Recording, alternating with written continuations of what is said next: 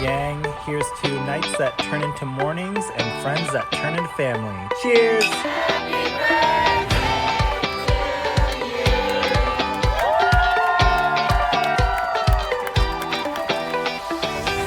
Hello, and welcome to the Friendship IRL podcast. I'm your host, Alex Alexander. My friends, they would tell you I like to ask the hard questions. You know who I am in the group. I'm the person that's saying, okay, I'm going to ask this question, but don't feel like you have to answer it. And now I can be that friend for you too.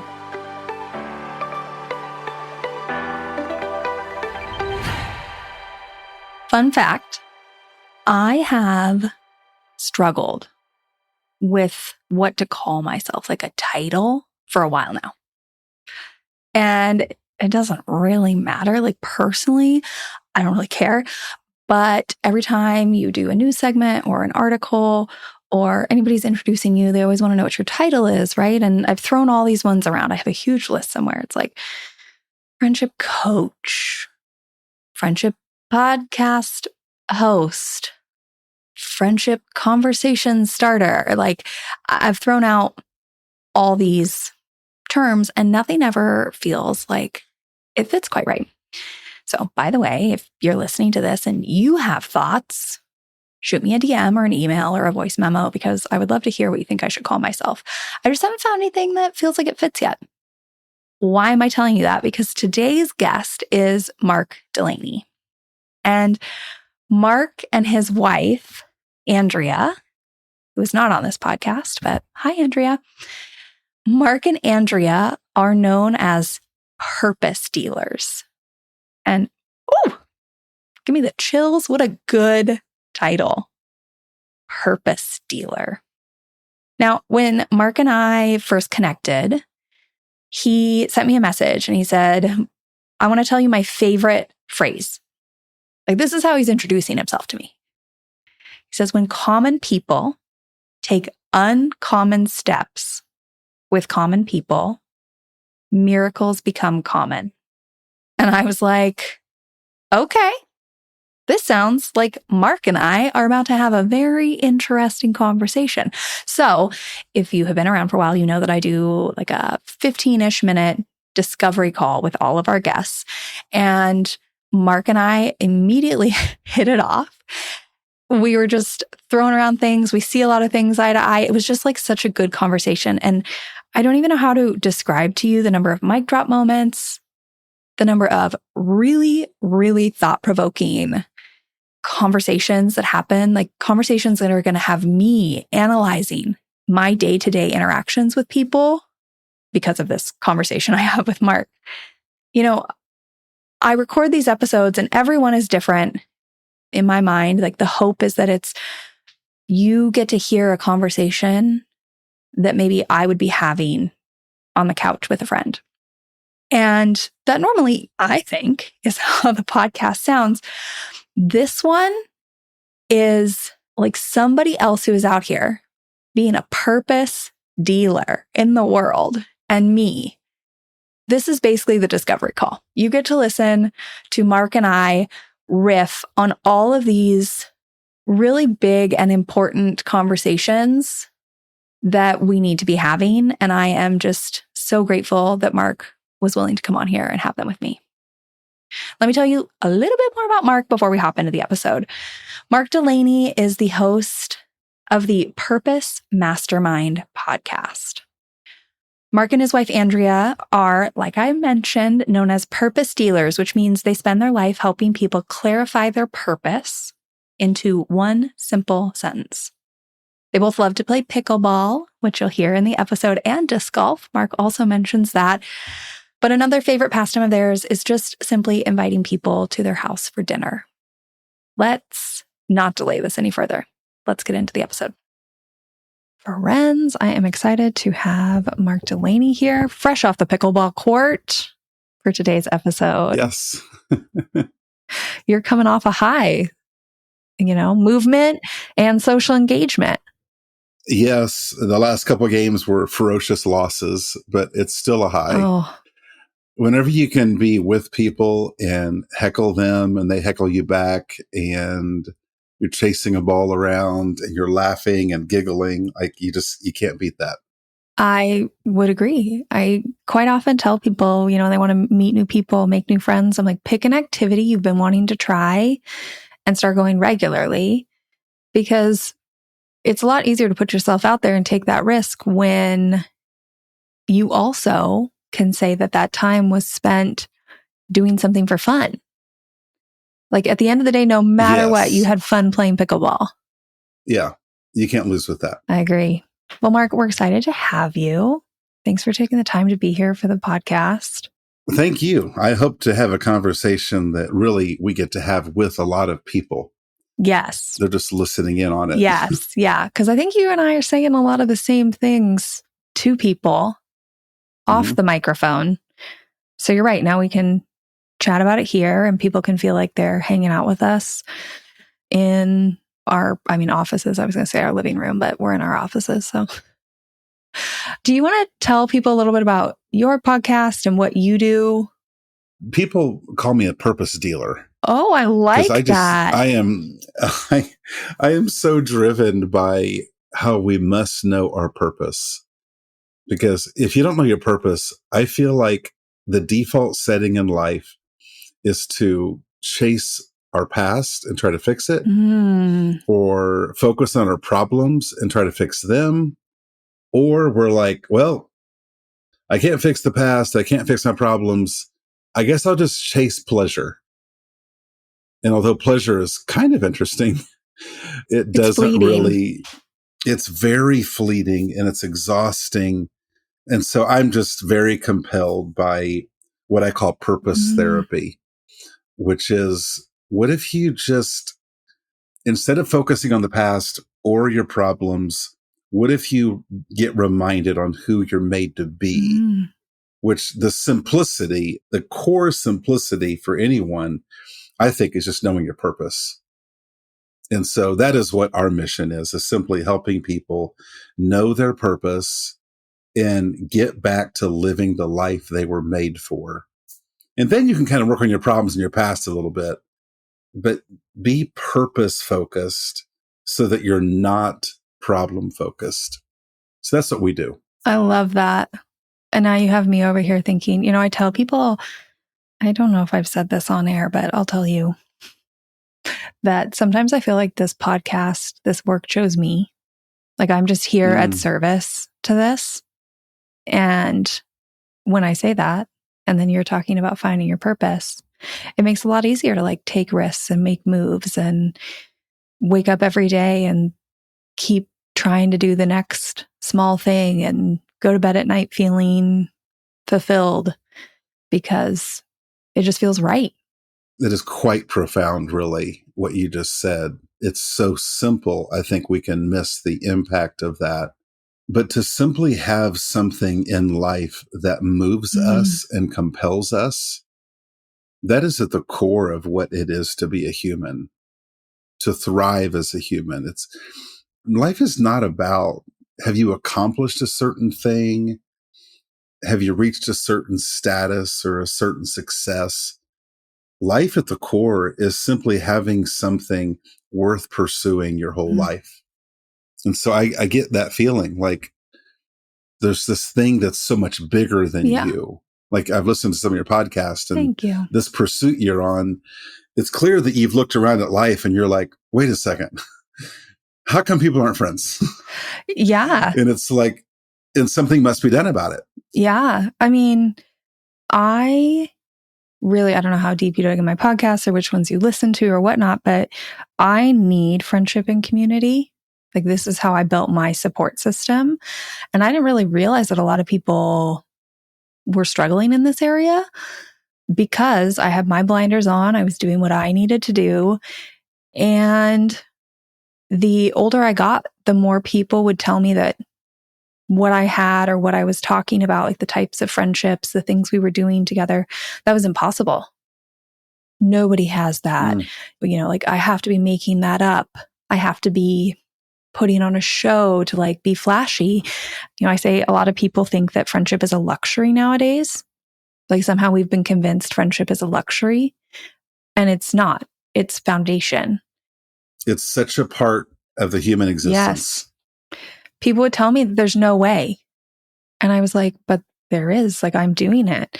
So then I just started talking to more people and realizing that other people did not feel like this was an area of their life they could impact. They'd kind of phoned it in and were like, I'm just going to do it all myself. And I've been there. I've done it all myself. It is awful. I don't want anyone to ever experience that. So yeah. We work with people who are battling addictions, marriage falling apart, depression, all kinds of stuff. Most people, it's the simple stuff in life that needs to get tweaked. Yeah. There are problems that become so complex that we feel like there needs to be this really complex, difficult answer.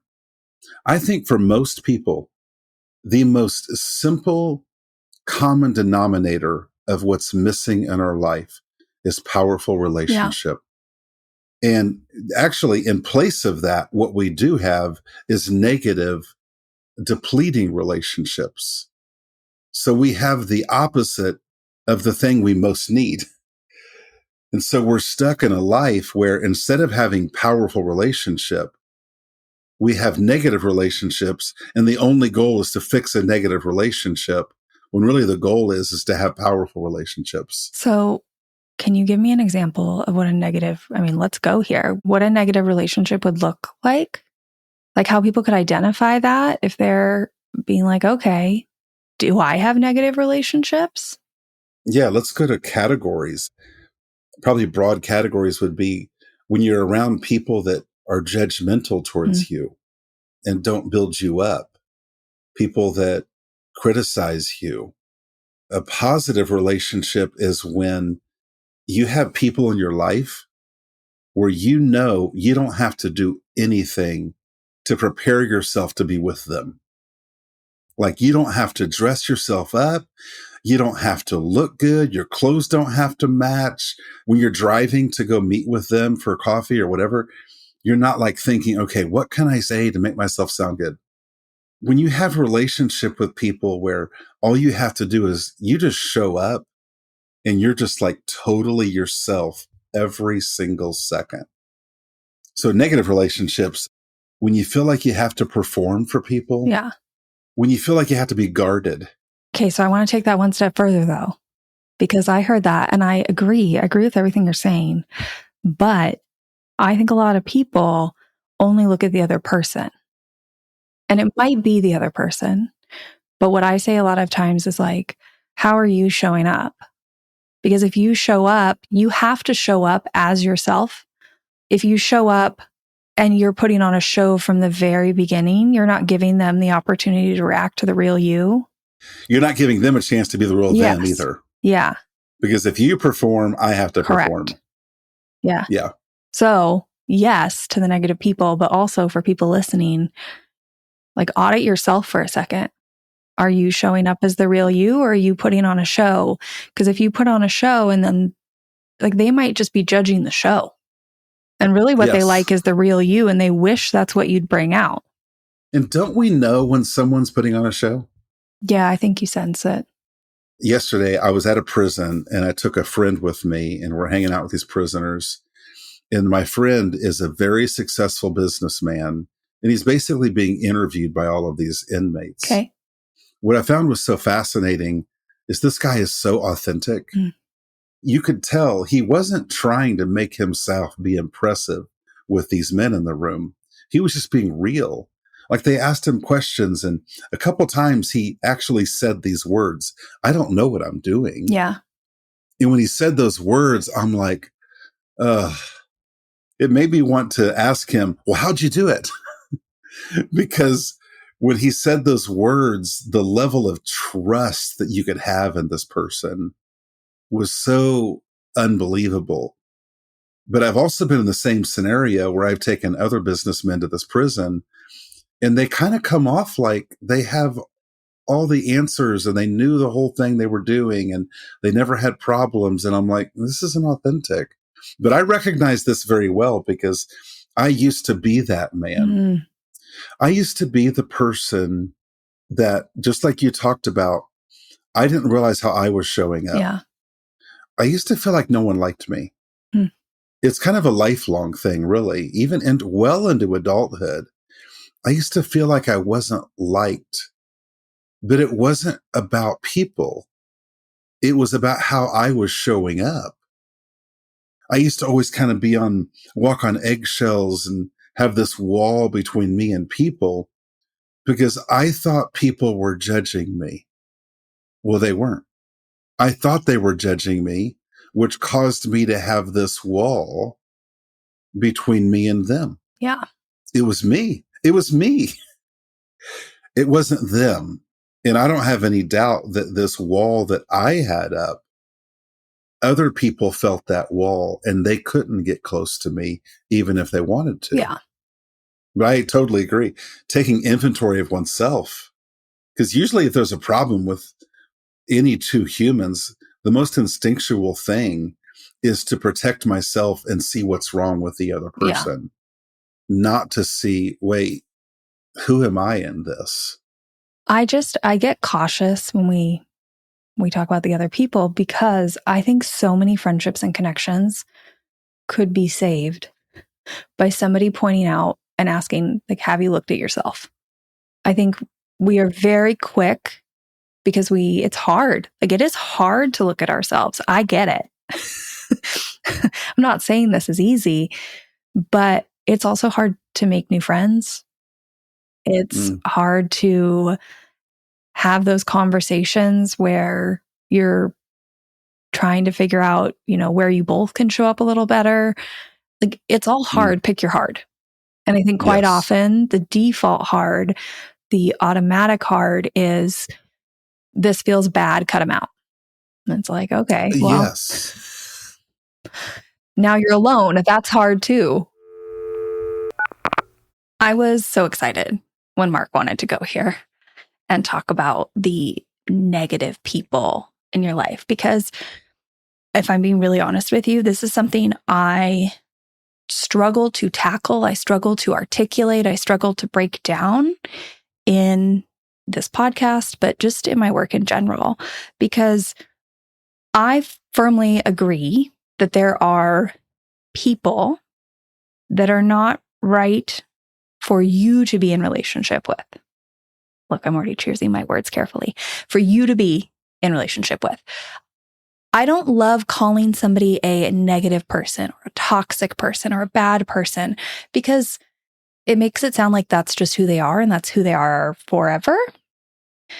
When in reality, it might just be that it's not good to be in relationship with you.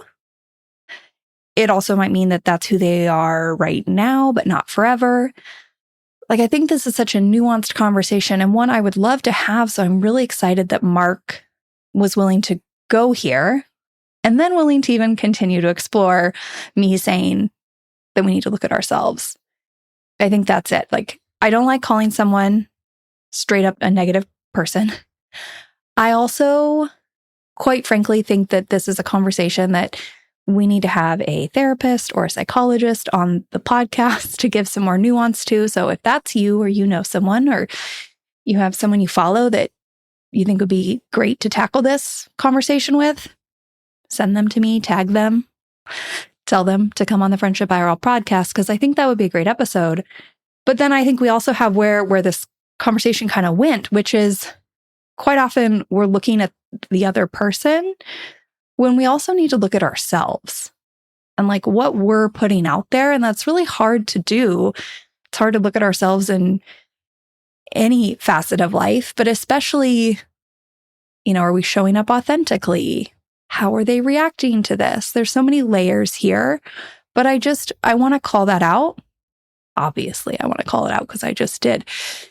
Because I do think that the default for so many people and so many conversations out there, especially those quick, snappy conversations on social media, the default has become they're a bad person, cut them out. And this is so much more nuanced than that. I experienced that yesterday I was out getting exercise playing Frisbee golf. And I went to go to the first hole to begin, and there was a man standing right there at the first hole about to begin. And I'm like, well, it's time for me to practice what I believe in. Mm. And so instead of standing to the back and waiting for him to go and begin his game, I just walked up and said, hey, do you want to play by yourself or do you want to play together? Yeah. He said, we can play together. And from the very first hole, this man said something kind of vulnerable that kind of opened the door.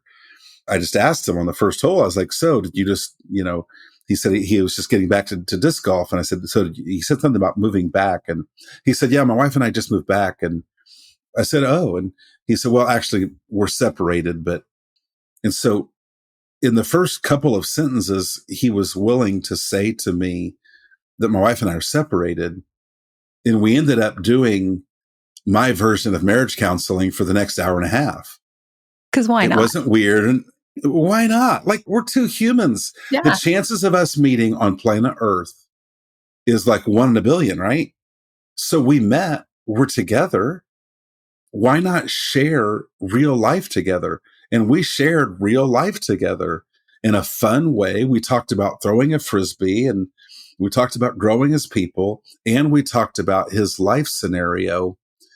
But what you said is so interesting. The story of their life is not marriage problems. Totally not marriage problem. Basically, some things happened in her life.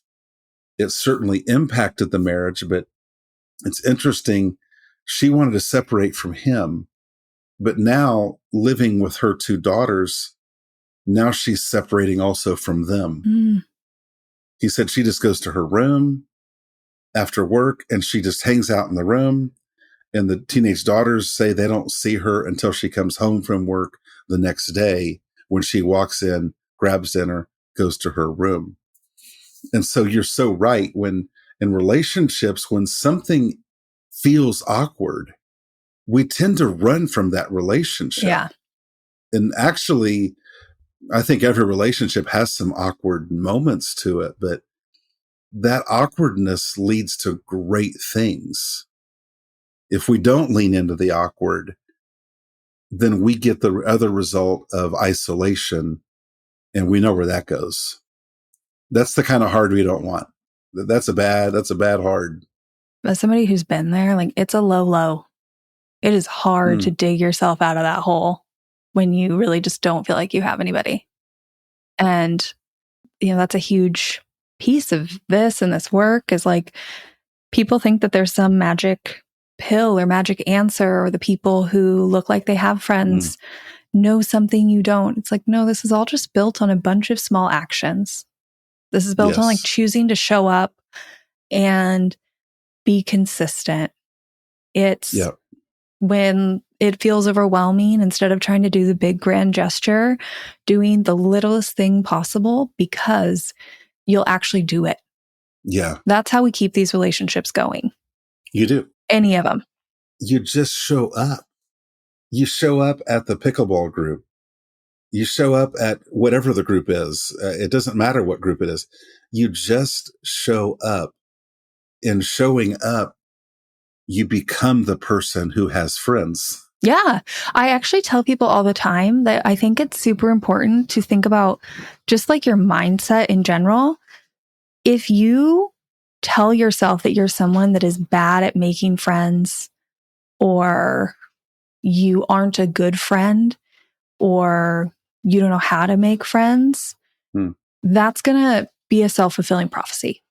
Yeah. So what you need to do is decide that you are a good friend, and you need to decide that like the smallest, littlest things are steps in the right direction. They are the things that are going to start proving that you are in fact a good friend, and you'll keep building off of it. But if you decide you're a person who's going to do life alone, then when you're up to make the choices of how you act, you're going to be like, well, I'm a person who does life alone. And you're going to go do the thing that is the thing the alone person would do, not the one who has support and connection and friendships. I think that I look at all of us humans like a body, and If the human hand, if it's not connected to a wrist, it really doesn't have any capability. And you could say this about every part of the body. It only has capability when connected to other parts. When we are not connected to people, we are like a body part without a body. We cut off our capability, not a little bit. We're pretty much incapable of being what we're even made to be without being connected to people. I don't think relationship is for outgoing people. No, me either. It's for humans. It's such a core of why we exist is my gifts and talents used for people and people's gifts and talents used for me. But without relationship, our gifts and talents are stifled. Yeah. I mean, so often, right, we think of connection community as like you are an individual and I am an individual. And we operate in this world to take care of ourselves and get what we need and provide and whatever. And any connection or outside is like a bonus. It's extra. When in fact, I think what you're saying, right, is not being connected to others is like a foundational loss. It's not a bonus. Like you are at a detriment if you are not connected. Completely. Level ground is not being alone. Level ground is being connected to those around you. There are many people trying to take steps in their life, but I think most steps in life are connected to people in our life. So if you have no people, it's hard to take a step in life. Yeah. It's hard to know what to do. With people in your life, just think about this. I think the core of what makes life become a struggle is when we become stagnant. When we become stagnant, we struggle as humans. Fear sets in. And so one of the most core things of thriving as a human is to keep taking your next step. But I believe this with my heart that next steps are usually always connected to people in our life. Thus, if I just keep knowing people and having a relationship with people, people help me keep walking into the next step of my life. Yeah. And if I keep stepping, it solves 100 problems because I'm not stagnant. But without people, there's no reason to step. Yeah. When I think of like people and connection and community and right, when we're trying to do it all alone, when we are that arm cut off from our hand kind of thing, or the hand cut off from the arm, there's so many things here, right? We don't know what's possible. You don't know what's possible if you don't see other people do it. We have to work exponentially harder to find the answers. Like just think about trying to find the answer for the next step in starting a family. You could go down an endless rabbit hole of research and books and podcasts and this and that, or you could just talk to the people around you. And you can crowdsource thousands of hours of podcasts and reading into a 1-hour conversation and get probably what you need because other people are going through the same things as you. Yes. Or at least similar. We get so impressed by information from famous strangers, but I think our life is mostly moved by great conversation with real people right underneath our nose. It's one of my core beliefs. I look at life very simply. It's the only way I can look at life. If I look at life in a complex way, I get constipated. So I got to keep life simple. And it's like there's imagine this piece of paper. At the top of it, it says, only be strong and courageous. Because I refuse to look at life and say, I need to be more. I need to be this first. I need to be ready. Like, no, every day, be strong and courageous. I can learn as I go. But underneath that, there are these cornerstone beliefs that I have about living out my purpose. One is taking the next step. And number two is trust the people under my nose. I don't look for a book by a famous person. I'm not against those. I like that I have friends who read them because they can tell me about it. But I believe in the people under my nose. Because you know why? Here's why. I can read a book by a famous person, but that famous person doesn't know me. Yeah. I need someone who knows me to speak into my life about steps I'm taking. That's what I want. I want to be able to sit down with a good friend that I trust and say, Jared, here's where life is right now. Here's where my business is right now. And just lay it all in front of them on a table and say, Jared, speak to me. Say whatever you want. What do you see? What do you think? I love doing that. We just need to sit with that for a second, what you just said, because quite often people talk about, right, like looking outside of themselves for the answers versus looking internally. Like we should just trust ourselves and whatnot. And that's said in all sorts of ways. But this example, I think, is such a great example that that I've heard has ever quite used, right? Because what you're saying is we're searching for the answers from random strangers, from people who we think are going to tell us what to do. Yeah. When in reality, what we need to do is sit down and search within ourselves, preferably with the people who know us best. Yeah. And can help kind of like cut the clutter almost of our thoughts. You know, that thing that you keep telling yourself, that's not a worry. I've never seen you do that before in your life. It's unlikely you're going to do it here. Or that is your strength. Keep going. Or yeah, you are, you know, maybe going down this path and it doesn't seem like you really believe that it's the right one for you. So why are you doing that? When we go inside, I think most people are talking about, you know, sitting down and journaling. And that's great. And I'm not saying don't do it, but maybe another version of that is going inside your own connections, using them, leaning into them. If you were listening to that and you were just waiting for that fun little dial tone noise for me to pop in, you're really getting the vibes on this podcast. Gosh, I'm so thank you so much, Mark, for this this conversation was gold and it's not even over yet. It's not even over yet. Okay, here's what I want to talk about. If you just listen to that last section, I want to dive just a hair deeper here. If you go back and you listen to episode 13 of the podcast with my dear friend, Lizzie Breiksrinker, we talk about something called the wellness industrial complex. And I'm going to do this from memory. I'm going to hope that I get it right. Basically, the wellness industrial complex is where capitalism meets marketing meets wellness. And the wellness industrial complex is this idea that we as individuals, in order to be successful, are supposed to be able to self-care our way out of everything. We're supposed to be able to fix all of our own problems. And that's pretty much impossible. So we need help.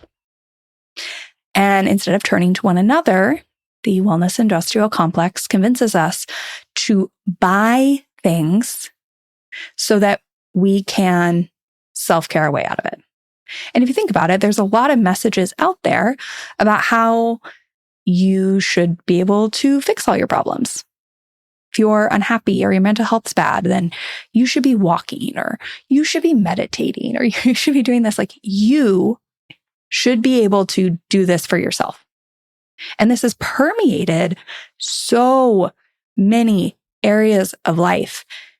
And I didn't really realize how extensive it was until Mark and I were having this conversation, because what I just realized in that last little segment was that we've also been convinced that we should be able to do all of our own self-reflection.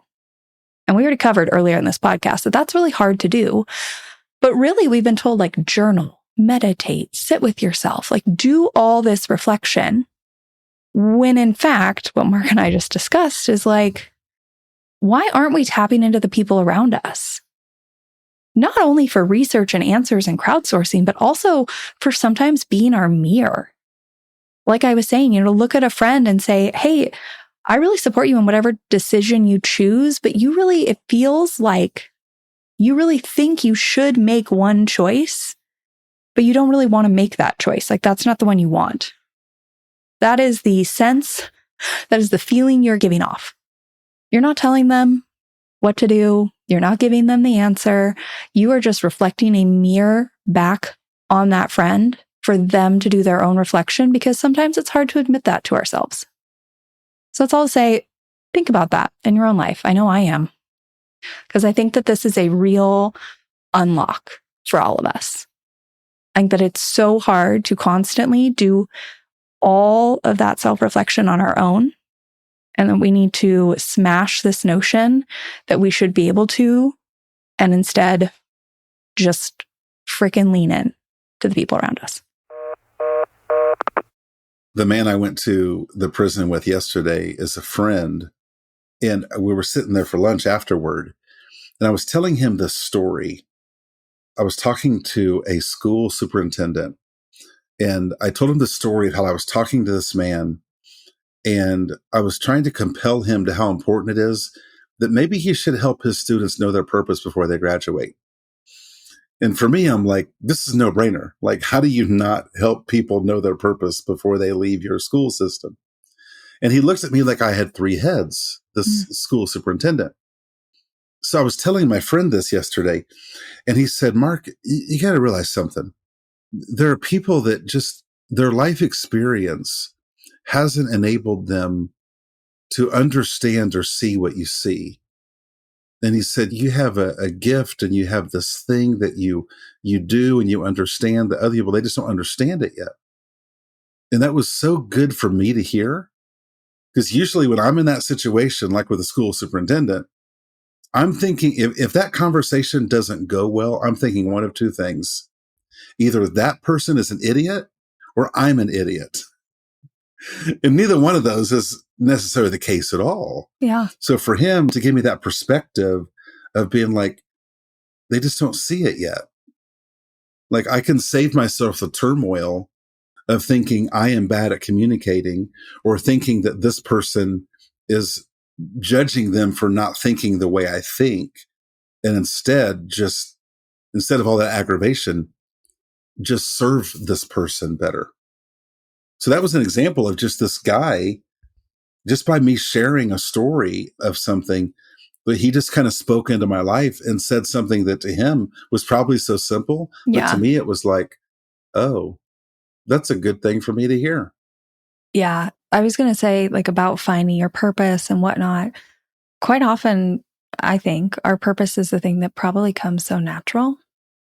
And because it comes so natural, we don't see it as valuable, because it's easy for us, right? And we've been told that anything that's of value should be hard. Yeah. So we don't know. Like, the people around us might be struggling with this exact thing, and they look at us and say, well, it's so easy for you. Obviously, that's what you should be talking about. It just comes naturally. You say these things that totally change my perspective, but it's really hard to find that in ourselves. Yeah. Because we're just living this like day in and day out. To us, it doesn't seem special. It's amazing when you just vocalize things with people, how much clarity there can be when you just say it. So much clarity. I have a couple friends like this, but his name is Kellen. And he called me one time and he just said, Mark, don't stop doing what you're doing. You know, I could read a book by a stranger that talks about perseverance and belief. And when I read it, I can read that paragraph and be like, oh, that sounds so good. Yes, I need to believe that. But then it's gone. It's like a breeze that blew through the window and then it just disappears. But my friend Kellen, he actually called me. His words, he said, Mark, don't stop doing what you're doing. And sometimes I'll text him if I'm having a day that's just, man, it's all uphill right now. And the storm is blowing. And I'll text him and I'll say, Kellen, will you tell me again? Yeah. And he'll say, don't stop doing what you're doing. Oh, I want everyone to have a friend like that in their life. And to be that friend. Oh, I was just thinking, that reminded me. I mean, I have a story similarly, but I was the Kellen in that story. I have a a few friends, but I have a friend who's currently a stay-at-home mom, 2 little girls.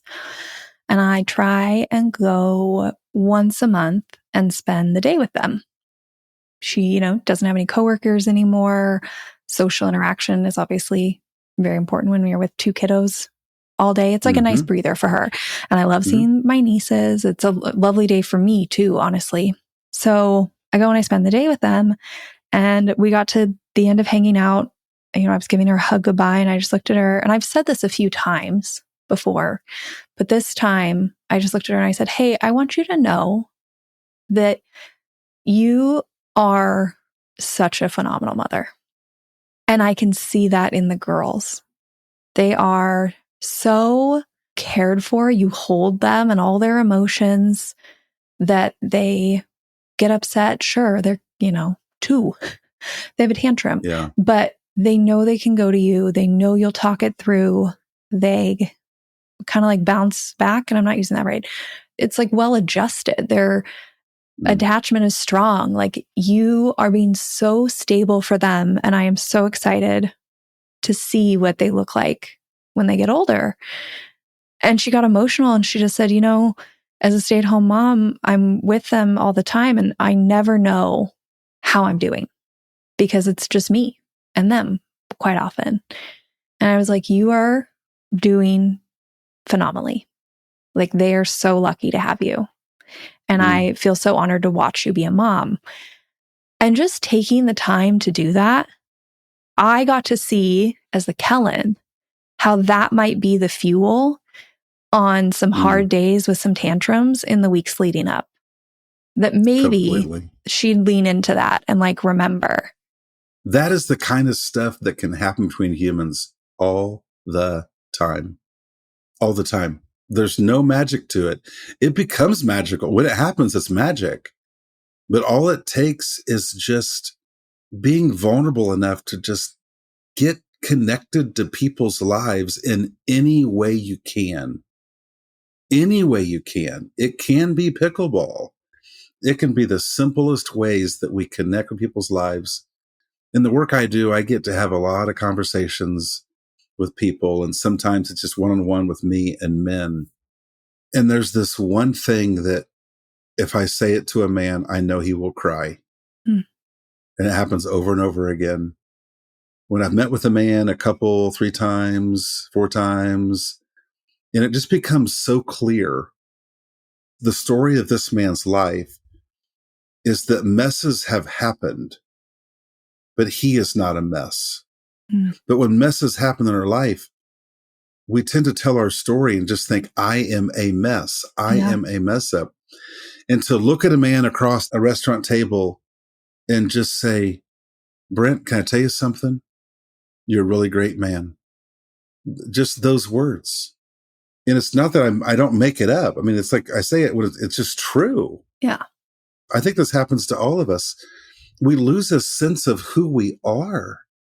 And there's no one to just remind us. Yeah. Reflect back on us. What everyone else has seen. Yeah. There's no one to say, you're such a great mom. Those words can mean everything. And I think it's different, right? I know for a fact, I'm friends with her husband. I know he's saying that. I know her mom is saying that. Those people are also like in the thick of it day to day. So I know that it's impactful when they say it to her, but I think that also kind of gets lost in the fold. There's something to be said about somebody who isn't like fully in it with you every day, seeing you. There's no doubt. That is what's so powerful and different about family relationships. Because family, it can kind of be like, well, my mom was supposed to say that to me. Yes. But when a person that's just like, I just know them from pickleball or this community or whatever, and they say something to you and it's like, wow, I didn't even know that about me. It's so powerful. Yeah. It is so incredibly powerful. Yeah. Friendships are powerful, right? You're choosing to spend time with this person. Again, like you were saying, with no obligation, no, they're my spouse, they're my mom, they're my dad, they're my sibling. Like when you say something like that, maybe we as the person, like I as the person who would hear that, I can't make an excuse. I can't bat it away. I mean, I can, but it's a little harder because, like, why would they say that if they don't mean it? They have no other reason to say it. No obligation, no expectation. So I meet with this group of guys. We call ourselves the Denny's dudes because we meet at a Denny's on Monday mornings. So we're the Denny's dudes. When this group first started, a friend of mine named Chris was in the group. Chris is this big, bold Greek guy. And there's something that Chris would do about once every 2 or 3 weeks. This group was known for being the kind of group you could say anything about your life. No one's going to gasp. You can be totally honest. No one's going to see you differently. And so if somebody talked about a struggle they were having in life, Chris, you have to, man, I wish I could take you there to the moment. We're in Denny's, 6 guys around the table.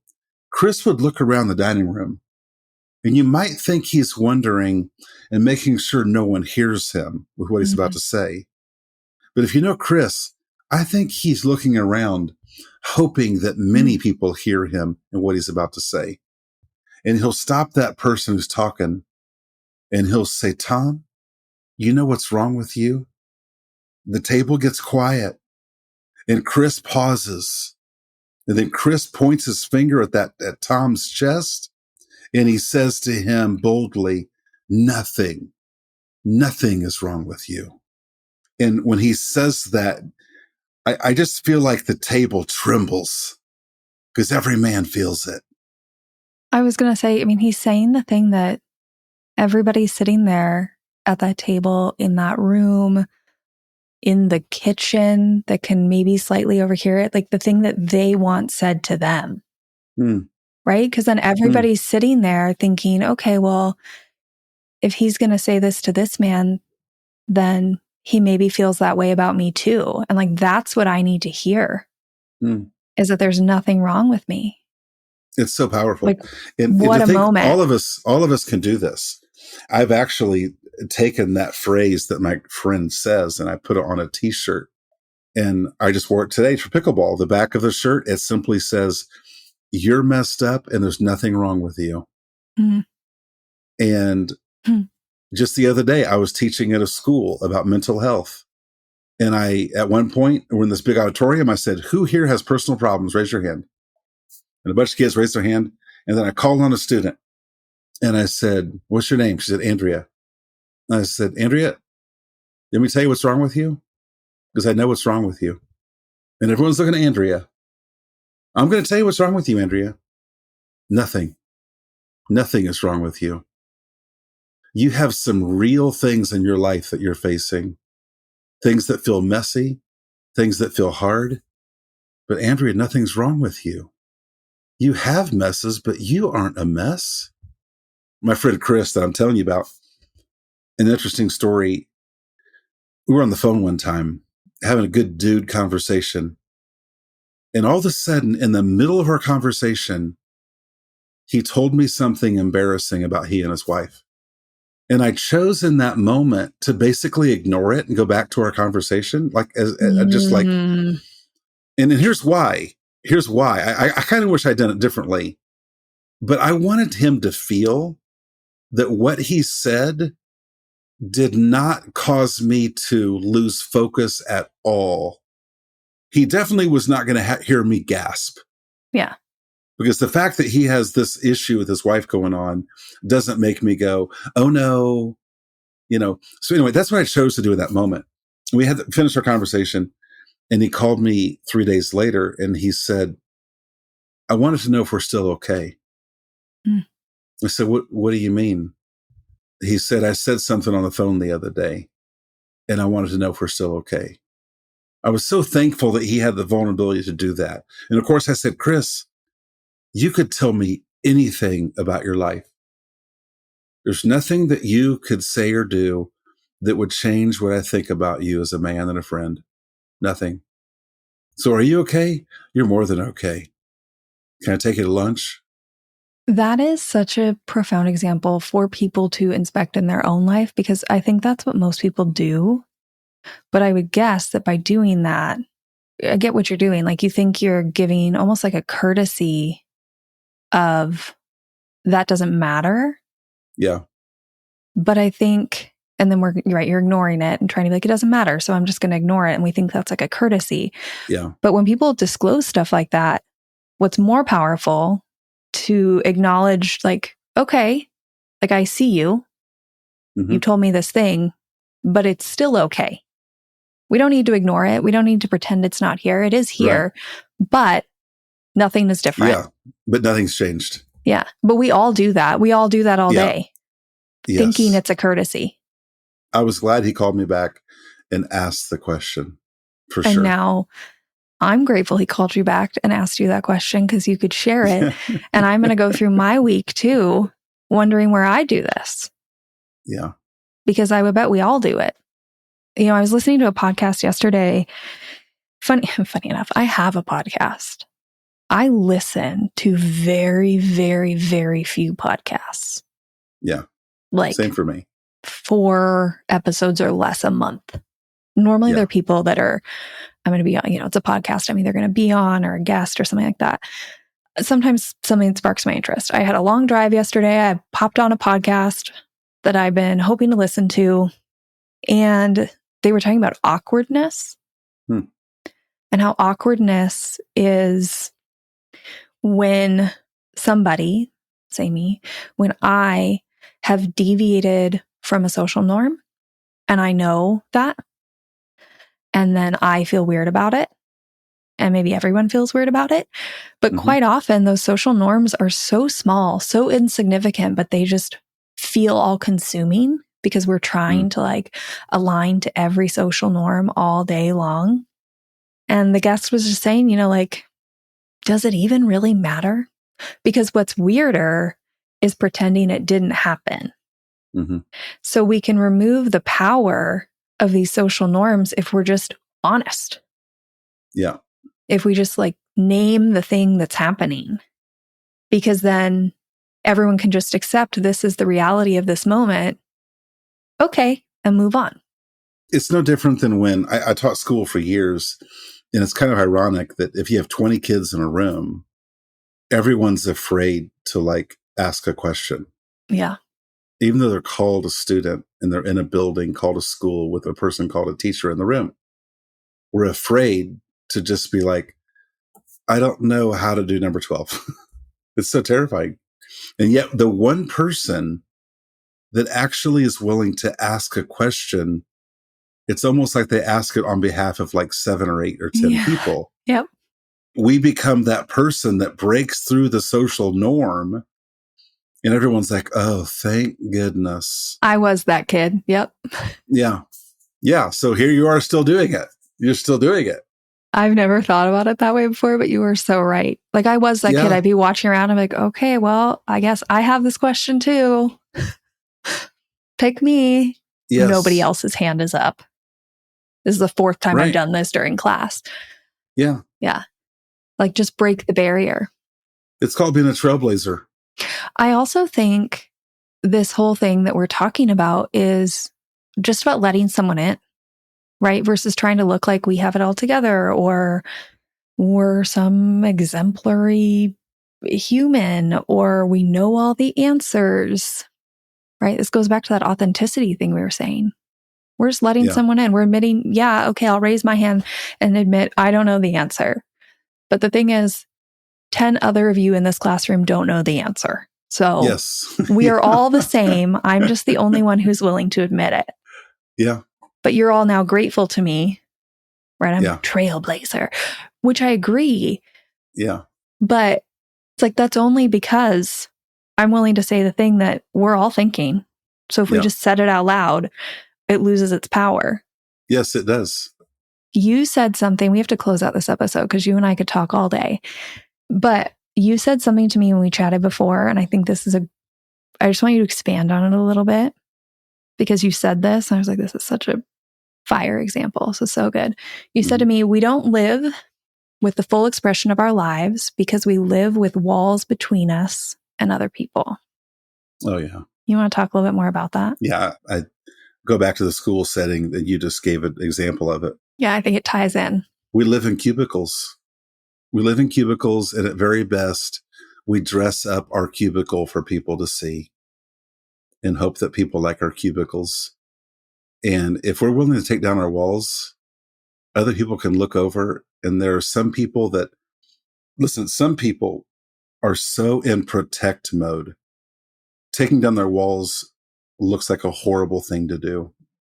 But when you take down your walls, the things that can happen between people is unbelievable. What can happen? I mean, just yesterday, I generally always live without walls. And so every interaction with a person, I'm just looking for what could possibly happen. Even the person at Chick-fil-A the other day, Brenda and I go to the counter and we ask Olivia behind the counter, how's your day? She said, fantastic. And then we asked her, fantastic, why? Yeah. And she just shared a couple sentences, and we had this amazing interaction with Olivia, who took our breakfast order at Chick-fil-A. I just think we don't even know what life could be until our walls are down. Yeah. And so often we live a life and we might battle with depression, loneliness, just boredom. And we don't realize what life could be. We've gotten so used to those walls. We think they kind of belong there. Yeah. We belong inside of it. And what it really is kind of a fancy prison. And if we'll take those walls down, the potential of what could happen between human beings, it's immeasurable, it's unbelievable, and it's everywhere. I think we keep the walls up to protect ourselves 100%. I also think that we have convinced ourselves that nobody else cares. That anything we share about ourselves is TMI, that nobody has time to care about us, to see us. And that's not true. Yeah. That's not true. So I think it's two parts. Like, we do it to protect ourselves because we're scared of what people might see. I think we also convince ourselves that we don't matter. Yeah. And the truth is, there are people that have a gift. And when we ask them to help us, they get to use their gift in our life. And people love to use their gift. In just 5 minutes, a man is coming to my house for a meeting, and he's been at a place of struggle in his life. There's no burden. Him walking into my house, there is zero burden. It's all wonderful, because him walking into my house is him not burdening me. It's him saying, I want your gift in my life. Yeah. And I think people want to use their gift in people's lives. And so when we ask people for help, what we're really saying is, I trust you. I want you. I need you. And people usually like hearing that. Yeah. And I appreciate you and your gifts. Thank you. I love what you're doing. I love what you're doing. You're blazing a trail to something that, like you said earlier, friendship is not extracurricular. It's not for, oh, you're a people person. Like, no, we're all made for people. We all are. People need us. People do. Yeah. Mark, thank you so much for being here and having this conversation. I'm so excited for people to hear this episode. It's going to be a great conversation starter. So thank you. Thank you for having me. I don't know about you, but I am going to need to sit with this episode for a minute in the best way. There were so many mic drop moments, really thought-provoking commentary, like things that I'm now looking at in my everyday interactions. And it's obviously going to take me a little bit of time to identify where I am doing them or I'm not doing them. But this is probably an episode I will come back to, especially on a day where maybe I need to light a fire under myself, because this conversation really lit me up. And I hope that it did for you too. Be sure to head to the show notes and check out Mark's website, his podcast, the Purpose Mastermind podcast, where you can find more conversations like this. Thank you for listening to this episode of Friendship IRL. I am so honored to have these conversations with you, but don't let the chat die here. Send me a voice message. I created a special website just to chat with you. You can find it at alex.chat. You can also find me on Instagram. My handle at @itsAlexAlexander, or go ahead and leave a review wherever you prefer to listen to podcasts. Now, if you want to take this conversation a step further, send this episode to a friend. Tell them you found it interesting and use what we just talked about as a conversation starter the next time you and your friend hang out. No need for a teary goodbye. I'll be back with a new episode next week.